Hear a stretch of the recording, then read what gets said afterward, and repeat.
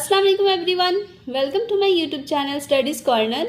तो आज हमारी बहुत ही इंपॉर्टेंट टॉपिक पे डिस्कस करेंगे जो है त्रिदोष मतलब दोषाज। तो इसे हमें first year and second year दोनों में ही पढ़ना है, इसलिए ये बहुत इंपॉर्टेंट क्वेश्चन है। एंड एग्जाम में से रिलेटेड लॉन्ग क्वेश्चन भी आते हैं, शॉर्ट भी एंड वेरी शॉर्ट क्वेश्चन भी आते हैं। तो ये एक टॉपिक है जिससे हम बहुत सारे आंसर कर सकते हैं अगर एग्जाम्स में इससे रिलेटेड जो भी है। तो इसे मैंने थोड़ा सा मॉडर्न से कोरिलेट करके समझाने की कोशिश की है, तो इसलिए वीडियो को एंड तक देखिएगा और आपको त्रिदोषा बहुत अच्छे से समझ में आ जाएगा।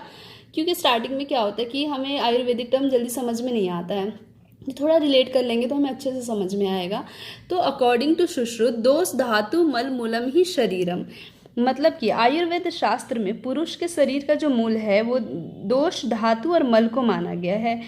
तो जैसे एक प्लांट जो है, अगर हम किसी प्लांट को लगाते हैं तो उसका जो कंप्लीट ग्रोथ जो है और उसकी हेल्थ जो है वो डिपेंड करेगा उसकी स्टेबिलिटी और जो हम पोषण मतलब न्यूट्रिशन उसे प्रोवाइड कर रहे हैं, जैसे कि सनलाइट उसको सही अमाउंट में मिले, वाटर, ये सारे फैक्टर पे डिपेंड करेगा। वैसे ही मनुष्य का शरीर जो है और उसका स्वास्थ्य जो है वो दोष धातु और मल और उनके प्राकृतिक स्वरूप की क्षमता पर निर्भर करता है। मतलब कि ये हुआ कि जब दोष धातु मल ये जो है वो सामान्य अवस्था में रहेंगे, सम अवस्था में, तो ये हमारे मेंटेन करेंगे हेल्थ को।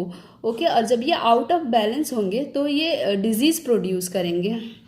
ओके, दूसरा क्वेश्चन है कि शरीर दूषणात् दोषा धातु दे धारणात् वात पित्त कफ गया मलिनीकरणान मला, मतलब कि वात पित्त कफ शरीर को दूषित करने के कारण इन्हें दोष कहते हैं और शरीर को धारण करने के कारण इन्हें धातु और शरीर को मलिन करने के कारण इनको मल कहे जाते हैं।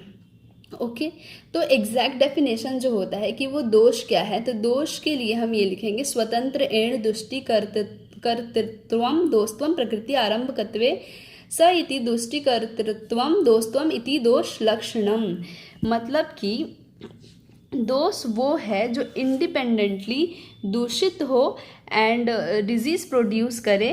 ओके, और ये प्रकृति के निर्माण कर सके, मतलब प्रकृति का आरंभ कारक हो। तो वात आदि दोष जो है ये स्वयं दूषित होते हैं और इसे वो किसी पे डिपेंडेंट नहीं होते हैं दूषित होने के लिए। लेकिन जो रक्त होता है वो तब दूषित होगा जब ये वात आदि दोषों के संपर्क में आएगा। ओके, ये स्वतंत्र मतलब इंडिपेंडेंटली ये दूषित नहीं होता है। लेकिन आचार्य सुश्रुत ने जो है वो रक्त को चौथा दोष माना है। तो दोष होने के लिए दो फैक्टर होना ज़रूरी है। पहला ये कि इंडिपेंडेंटली वो दूषित हो और डिजीज़ प्रोड्यूस करे। ओके, और दूसरा ये कि प्रकृति का आरंभ कारक हो। ठीक है, लेकिन रक्त जो है, रक्त तो ऐसा नहीं कर रहा है, ये जब वात आदि दोषों के संपर्क में आता है तभी ये दूषित होता है। ठीक है, तो सुश्रुत ने रक्त को चौथा दोष क्यों मांगा, क्योंकि जैसे कि हम जानते हैं हमारे फादर ऑफ सर्जरी जो है वो सुश्रुत है। तो सर्जरी में क्या होता है, रक्त प्रधान होता है। तो रक्त में कोई भी डिजीज़, रक्त से रिलेटेड कोई भी डिजीज़ हुआ तो बहुत सारी प्रॉब्लम क्रिएट हो जाती है। इसलिए इन्होंने रक्त को चौथा दोष माना है, क्योंकि वो सर्जरी से बिलोंग करते थे। ओके, लेकिन इन्होंने भी बाद में शारीरिक 3 ही दोष माने हैं, वात पित्त कफ। ओके, तो ये वात पित्त कफ जो है ये क्या करती है हमारी बॉडी में, तो वात जो है वो रिस्पॉन्सिबल होता है for all movement and it is the initiating and controlling factor, जो कि इंक्लूड करता है absorption, cell ion exchange, nervous system conduction, all type of excretion, breathing and musculoskeletal function. तो ये हो गया वात का फंक्शन। दूसरा पित्त क्या करता है, तो पित्त परफॉर्म करता है activities like digestion, metabolism, production of heat and, इसलिए इसे हम अग्नि कहते हैं, मतलब कि फायर। अब कफ जो है ये क्या करता है, ये परफॉर्म करता है function like protection, strength, stability and resistance. तो बेसिकली क्या हुआ, ये तीनों दोषाज जो है वात पित्त कफ रिस्पॉन्सिबल होते हैं for maintenance of homeostasis in the body. So health is nothing but A state of equilibrium of these 3 doshas. Okay, तो यहाँ पे जो हमने कोटेशन में पढ़ा दोष के, तो इसमें लिखा हुआ था कि प्रकृति का निर्माण कारक होता है। तो शारीरिक प्रकृति जो है वो डिपेंड करती है प्रकृति ऑफ फादर मदर शुक्र शोणित संयोग, काल पे, ऋतु पे, मतलब सीजन, और डेली दोषिक वेरिएशन जो होता है, जैसे कि वात जो है वो डोमिनेट होता है इवनिंग में और लास्ट पार्ट ऑफ नाइट में। तो जब ये शुक्र शोणित का संयोग होगा तो germ layer will be produce after शुक्र शोणित संयोग। अब ये जर्म लेयर जो होती है वो रिस्पॉन्सिबल होती है दोषस प्रकृति निर्माण में। तो वातस प्रकृति जो होती है एक्टोमॉर्फ होती है, एंड पित्तस प्रकृति जो होती है वो मेजोमॉर्फ होती है, एंड कफस प्रकृति जो होती है वो एंडोमॉर्फ होती है। इसलिए हमने देखा होगा कि जनरली वातस प्रकृति के लोग जो होते हैं उन्हें न्यूरोलॉजिकल डिजीज़ हमने देखा होगा वातस प्रकृति के लोगों में। हाँ, तो वात पित्त कफ जो है वो जनरल रिप्रेजेंट करते हैं neural, endocrine and immune mechanism respectively, and form करते हैं basis of neuro immuno endocrinology. Acharya Sushruta जो हैं उन्होंने सिमिलैरिटी बताई है लोक और शरीर में। तो उन्होंने बताया है कि लाइफ जो है हमारे यूनिवर्स में तो वो मेंटेन्ड होती है 3 अपोजिंग फैक्टर से, जिसे हम सन मून एंड एयर बोलते हैं। तो सन क्या करता है, एग्जर्ट करता है कि ड्राइंग इफेक्ट हमारे अर्थ पे, और जो मून जो है वो coolant and strengthening in nature होता है, और air brings about all types of movement. So in exactly similar manner the body is sustained by 3 opposing factors, जिसे हम वात पित्त एंड कफ बोलेंगे। वात पित्त कफ जो है इसे शरीर के त्रय स्तंभ भी बोला जाता है। अब हम नेक्स्ट कोटेशन देखते हैं। पित्त पंगु कफ पंगु पंगु मलधात व वायु न यत्र नियंते तत्र गच्छन्ति मेघवत। मतलब कि बोथ पित्त एंड कफ धातु एंड मलास जो है वो पंगु है, मतलब कि हैंडीकैप है। वायु जो है वो इनिशिएट करता है मूवमेंट ऑफ पित्त एंड कफ। सिमिलरली वायु जैसे कि बनाता है clouds to move from one place to another and produces the rains.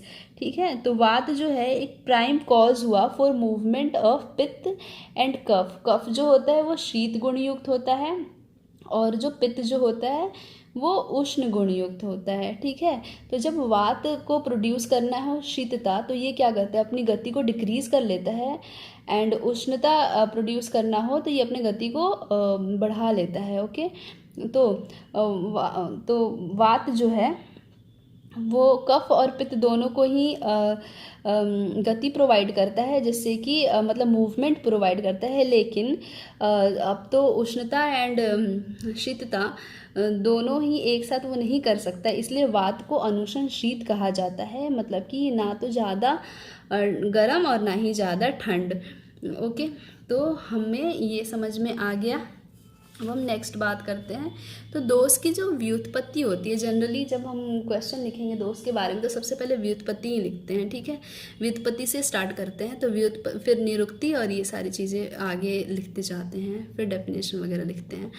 तो दोष की व्युत्पत्ति जो है दोष पुन दुष्भावे कारणे वाघन, व्युत्पत्ति में हम ये लिख देंगे। फिर दोष संख्या जो है वो है वायु पितम कफश चोक्त शरीर दोष संग्रमांश पुनरुदिष्ट रजस्तम एवचा। मतलब कि शारीरिक दोष जो है वो 3 है, वात पित्त कफ, एंड मानसिक दोष जो है वो 2 है, रज और तम। और शारीरिक दोष को शरीर का त्रय स्तंभ भी बोला जाता है, जैसे कि मैंने बताया। ठीक है, अब हम देखेंगे त्रिदोषों का पंचभौतिक संगठन। तो हम जानते हैं कि लोक में जितने भी द्रव्य है सब पंचभौतिक है, और मनुष्य का शरीर भी पंच महाभूतों से ही निर्मित है। तो त्रिदोष जो है वात पित्त और कफ द्रव्य होने से पंच महाभूतों से युक्त होते हैं। ठीक है, तो शारीरिक दोष जो है ये कहाँ से ओरिजिनेट हुए, पंच महाभूत से, एंड मानसिक दोष जो है ये ओरिजिनेट होते हैं अहंकार से। ओके, तो वात में कौन कौन से महाभूत प्रदान होते हैं, आकाश एंड वायु, एंड पित्त में अग्नि और जल, और कफ में जल और पृथ्वी महाभूत प्रधान होते हैं। ओके, अब हम देखते हैं कि हमारी बॉडी में वात पित्त कफ का प्लेस कहाँ है। तो एबव चेस्ट कफ डोमिनेटेड होता है, and between umbilicus and chest जो है वो पित्त डोमिनेटेड होता है, एंड बिलो अम्बलाइकस वात डोमिनेटेड होता है। ठीक है, और कफ जो है वो तमस गुण युक्त होता है, और जो पित्त जो है ये सत्व गुण युक्त होता है, एंड वात जो है ये रजस गुण युक्त होता है। ओके। और इसकी जो क्वालिटी है वो ये है कि तत्र रुक्ष लघु शीतखर सूक्ष्म जल अनिल। ओके, मतलब dry, light, cold, rough, minute and mobile, ये वात की क्वालिटी है। एंड पित्त की जो है पितम, सस्नेह, तीक्ष्ण, उष्णम, लघु, विश्रम, सरम, द्रव्यम, मतलब ये स्लाइटली ऑयली है, fastly reactive, foul smell and mobile. Okay. और कफ जो है इसकी क्वालिटी है स्निग्ध, शीतो, गुरु, मर्णद, सलक्षणों, मृत्सना, स्थिर कफ, मतलब कि ये अंशियस होता है, कोल्ड है, heavy, smooth and slimy and stable है। तो ये सारी क्वालिटीज़ वात पित्त कफ की है, जो कि बहुत इंपॉर्टेंट है। ये अक्सर एग्ज़ाम में पूछा जाता है 2 नंबर में। तो मैंने इस वीडियो में जितने भी कोटेशन डाले हैं बहुत इंपॉर्टेंट, ये सारे ही क्वेश्चन पूछे जाते हैं एग्ज़ाम में, तो आप इन्हें याद कर लीजिएगा। ओके। तो वात कफ जो है वो जनरली डोमिनेटेड होता है चाइल्डहुड में, जिसमें हमें रेस्पिरेटरी वगैरह से रिलेटेड डिजीज़ होती है चाइल्डहुड में, ठीक है। और पित्त जो है, पित्त हमेशा मध्य में होता है, वात पित्त कफ। ओके, वात पित्त कफ तो हमेशा बीच में आता है, तो ये मिडिल एज में डोमिनेटेड होगा, एंड वात जो है ये ओल्ड एज में, ठीक है। अब इसकी व्याधि देखेंगे, मतलब डिजीज़, ठीक है। अब ये डिजीज़ जो है ये 2 तरह की, व्याधि 2 तरह की होती है, एक सामान्य, एक नयनात्मक। सामान्य वो है जो दो डिजीज से, मतलब 2 दोषों से मिलके बनी होती है, जैसे वात पित्त या वात कफ, तो ये हो गया सामान्य। एंड नयनात्मक जो होता है वो सिर्फ 1 दोषों से मिलके बना होता है। तो ये 20 टाइप्स की होती है। कफ जो होती है 20 टाइप्स की डिजीज़ प्रोड्यूस करेंगे, एंड पित्त जो है 40 टाइप्स, एंड वात जो है वो 80 टाइप्स की डिजीज़ प्रोड्यूस करेंगी। ओके। अब ये जो टाइमिंग जो है वात का वो ये है कि कब से स्टार्ट करते हैं हम, 6 to 10 AM and 6 to 10 PM जो है वो कफ डोमिनेटेड होगा, and 10 to 2 AM and 10 to 2 PM जो है पित्त डोमिनेटेड होगा, एंड वात जो है वो 2 to 6 PM to 2 to 6 AM to 2 to 6 PM dominated होगा।